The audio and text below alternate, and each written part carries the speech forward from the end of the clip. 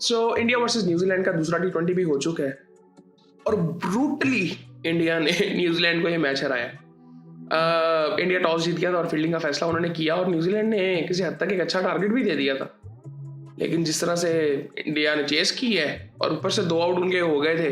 अब जब इंडिया ऐसा कोई टारगेट चेस करेगा तो मैं सबसे पहले सोचूंगा कि अभिषेक शर्मा ने कुछ ना कुछ किया होगा। नहीं भाई, अभिषेक शर्मा भी आउट हो गया था, संजू सैमसन भी आउट हो गया।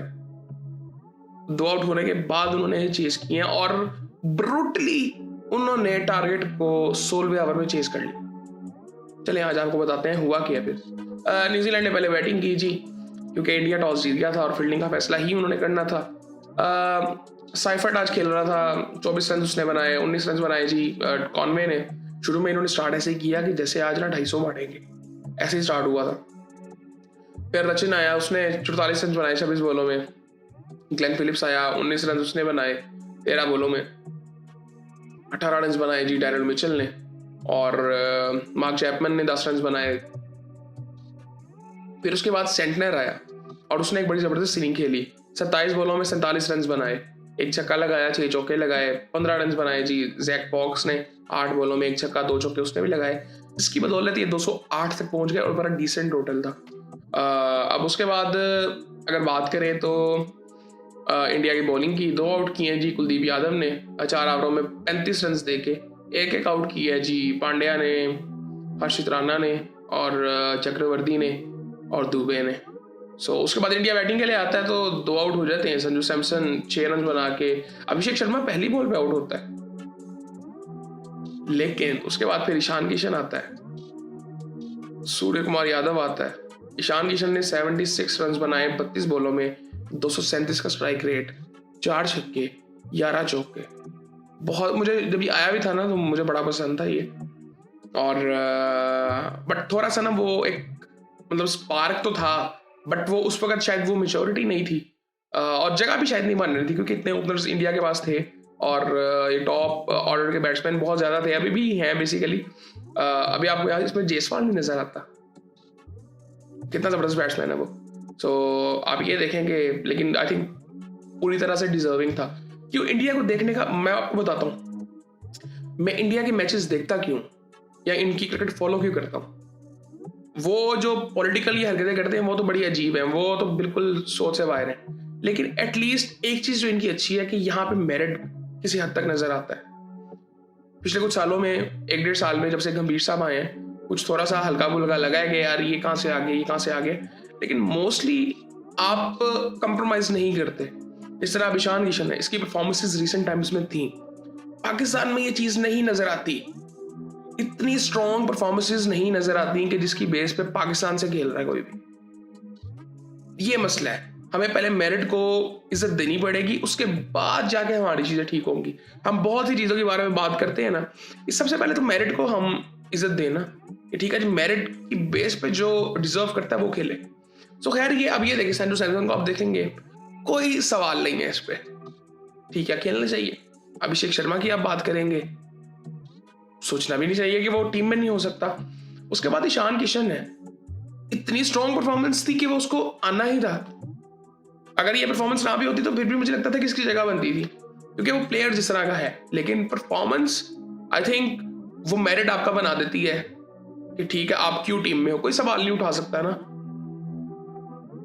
पाकिस्तान टीम में तकरीबन आधी टीम तो ऐसी है कि जिसपे हम ये बात कर सकते हैं। आधी टीम के बारे में तो हम ये कहते हैं कि यार कंडीशन ऐसी हैं तो ये अच्छा ही खेलेंगे वहां पे, ये इनको मतलब खेलने, इनका टीम में होना जरूरी है, हम ये बात करते हैं। हम ये बात नहीं करते कि इसकी वहां पे परफॉर्मेंस थी तो इसलिए यहाँ पे है, या इसकी अभी रिसेंट टाइम्स में बहुत अच्छी परफॉर्मेंस रही है तो इसलिए यहाँ पे है।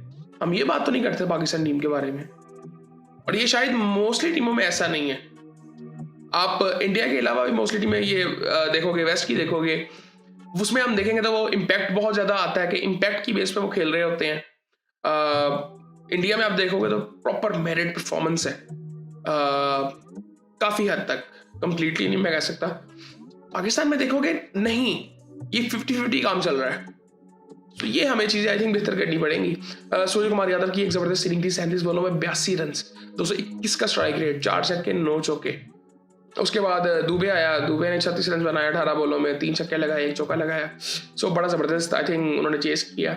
बॉलिंग की अगर बात करें तो एक एक आउट किया जी, हेनरी ने, डफी ने और सोधी ने। इनका एक बॉलर आई थिंक वो बाहर हो गया है वर्ल्ड कप के स्क्वाड से, क्या नाम था उसका, आदम मिलने पता नहीं था, या एक प्लेयर था इनका वो बाहर हो गया। सो और उनका भी हो गया है, नहीं वो नेथन एलिस था, वो मेरे ख्याल से उसने बीबीएल छोड़ दिया था और वो अब स्क्वाड उसने ज्वाइन कर लिया था। और एक और बड़ी ज़बरदस्त चीज़ यार, मैं भूल गया था पिछली वीडियो में बात करना, पाकिस्तान ने अभी एक ऐड बनाया है पाकिस्तान ऑस्ट्रेलिया की सीरीज़ का, बहुत क्रिएटिव है, मज़ेदार है, ऐसी चीज़ें होनी चाहिए। और उसमें एक टच भी दी है इंडिया पाकिस्तान का भी, लेकिन बहुत ज़बरदस्त है। ये क्रिएटिविटी नज़र आनी चाहिए हमारे कंटेंट में। और ये अभी पीएसएल शुरू होगा तो मैं, जो पीएसएल की मैनेजमेंट है, ताकि मेहरबानी प्रोफेशनल्स हायर करना, ये क्रिएटिविटी की ज़रूरत है। मेरिट पे जो आर्टिस्ट उसमें थे वो वेल नोन थे, ये बहुत चीज़ें ये इंपॉर्टेंट होती हैं और वो उसका इम्पैक्ट नज़र आ रहा है। आप ये वीडियोस यूट्यूब पे देखें या इंस्टाग्राम पे देखें, आप कमेंट्स जाके पढ़ें, सो वो रिस्पॉन्स पे जब ऐसा आता है ना, तो वो क्रिएटिविटी नज़र आनी चाहिए। अब वो क्रिएटिविटी किस चीज़ की थी कि जो उसमें कंटेंट था ना, वो उसके बारे में एटलीस्ट सोचा गया था। वो ऐसे नहीं था कि मुँह चुप के कुछ भी बनाता है, नहीं, उसके बारे में एटलीस्ट सोचा गया होगा, डिस्कस वो चीज़ हुई होगी कि किस चीज़ को कैसे रिप्रेजेंट करना है। तो वो सारा बड़ा ज़बरदस्त लग रहा था। थोड़ी सी एक्टिंग मैं कहूँगा कि आगा जी की थोड़ी सी हल्की थी, बट ठीक था, मैनेज हो गया था। लेकिन ओवरऑल आई थिंक क्रिएटिविटी बहुत ज़बरदस्त थी। ऐसी चीज़ें होनी चाहिए। पीएसएल का कंटेंट हमें इस तरह से बनाना पड़ेगा, टीम्स को देखना पड़ेगा, पीएसएल की मैनेजमेंट को देखना पड़ेगा, प्रोफेशनलिज्म को ताड़ी मेहरबानी अपना लो।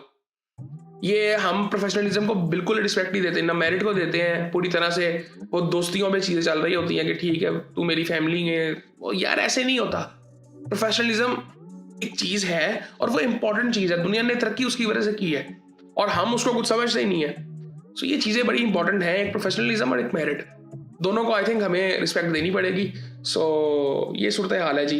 इंडिया मैच जीत चुका है दूसरा, 2-0 से इंडिया आगे जा चुका है और लग भी रहा है कि इंडिया ये सीरीज़ जीत जाएगा।